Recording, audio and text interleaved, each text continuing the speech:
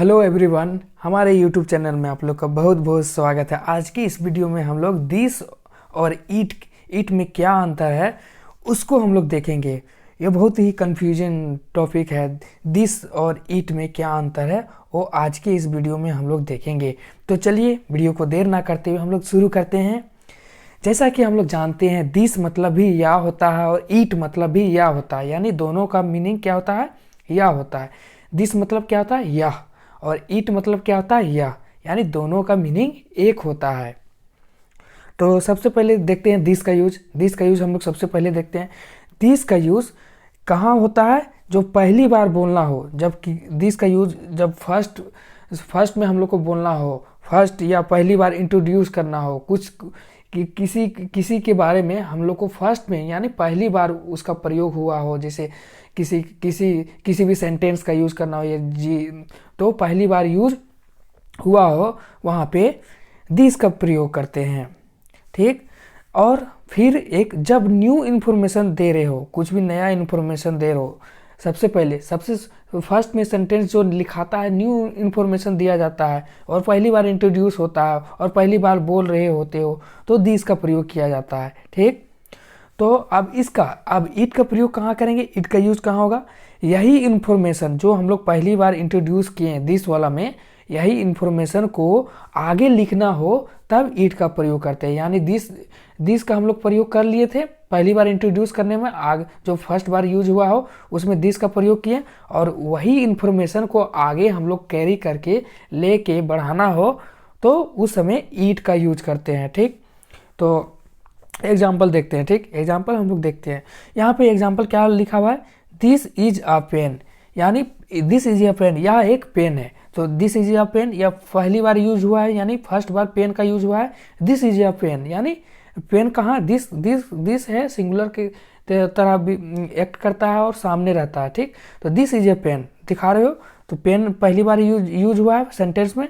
अब देखो, यही पेन को आगे बताना हो तब ईट या दा का प्रयोग करते हैं। मतलब आप लोग आगे देखिएगा, यही पेन को आगे कुछ बताना हो, इसका क्वालिटी बताना हो, इसके बारे में कुछ बताना हो, या पेन किस टाइप से है, या पेन का इंक किस कलर का है, या इसमें क्वालिटी क्या है, पेन के बारे में और आगे कुछ बताना हो तब ईट या दा का प्रयोग करते हैं। फर्स्ट बार में इसका प्रयोग होगा तो दिस का प्रयोग करेंगे, और इसी पेन के बारे में क्वालिटी बताएंगे तो ईट या दा का प्रयोग करते हैं। तो एग्जाम्पल देखते हैं।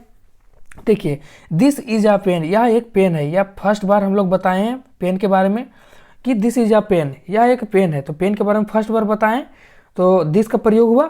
अब यही पेन को हम लोग बता रहे हैं, इट इज रेड, यह एक लाल है, यानी मतलब इट इज रेड यानी यह लाल है, इट इज रेड। अब देखिए, यही पेन के बारे में हम लोग क्वालिटी बता रहे थे तो ईट का प्रयोग होगा। अब यहाँ पे नहीं यूज होगा दिस इज रेड, नहीं, अब यहाँ पे ईट का प्रयोग होगा, यानी यही पेन के बारे में हम लोग बता रहे हैं। या तो इस तरह बोलिए, द पेन इज रेड, मतलब द पेन इज रेड, जो पेन हम लोग बताएं this is a pen, the pen is red, मतलब वह पेन लाल है। यानी वही पेन को आगे हम लोग बताना हो, इन्फॉर्मेशन देना हो तो ईट या दा का प्रयोग करते हैं। आप लोग समझ गए होंगे। और एग्जाम्पल देखते हैं। दिस इज अ बॉल, यानी यह एक गेंद है, यह एक गेंद है। तो पहली बार फर्स्ट बार इंट्रोड्यूस हुआ है, बॉल के बारे में फर्स्ट बार बता रहे हो, दिस इज अ बॉल, यह मतलब ये एक गेंद है। तो पहली बार यूज हुआ है तो दिस का प्रयोग किया, और उसी बॉल को हम लोग फिर से बताना हो, उसका क्वालिटी बताना हो, उसके बारे में बताना हो तो इट इज वाइट, यानी इट इज वाइट यानी यह सफ़ेद है। यानी उसी बॉल के बारे में क्वालिटी बता रहे हैं, किस कलर का रंग है, किस का कलर का है, यानी उसका कलर कैसा है, उसी बॉल के बारे में बता रहे हैं तो ईट का प्रयोग होगा, दिस का प्रयोग नहीं होगा। या तो दा का प्रयोग होगा, द बॉल इज वाइट, यानी जो बॉल है वह उसका कलर किस तरह है, वाइट कलर का है। समझ में आ गया आप लोग को। उसके बाद फिर एग्जाम्पल देखते हैं। This is a car, first bar introduce हुआ है कार, मतलब पहली बार हम लोग इंट्रोड्यूस किसी को बता रहे हैं, दिस इज अ कार, यानी यह एक कार है। और उसी कार को हम लोग को कुछ विशेषता बता रहे हैं कि यह कार किस टाइप से है, तो हम लोग दिस का प्रयोग ना करके इट का प्रयोग कर रहे हैं। इट इज़ येलो, मतलब यह पीला है, यानी यह कार जो है वह पीला है। द कार इज़ येलो, यार यह कार पीला है, मतलब उसी कार को हम लोग आगे कैरी करके बताना, इंफॉर्मेशन देंगे, तो ईट या दा का प्रयोग होगा। तो यानी यहाँ पे लिखा हुआ देखिए, ईट एंड दा का यूज रिपीटेशन को बचाने के लिए यूज करते हैं। मतलब जो बार बार रिपीटेशन होता है, यानी बार बार रिपीट होता है, यानी रिपीटेशन को बचाने के लिए ईट या दा का यूज होता है।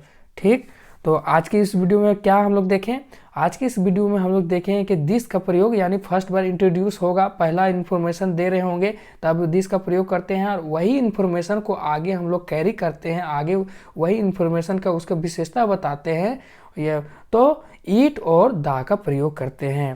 तो इसको याद रखिएगा। और तो आज के लिए बस इतना ही इस वीडियो में।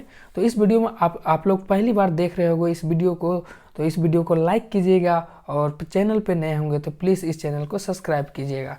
सो thank you so much for watching my videos guys, bye bye.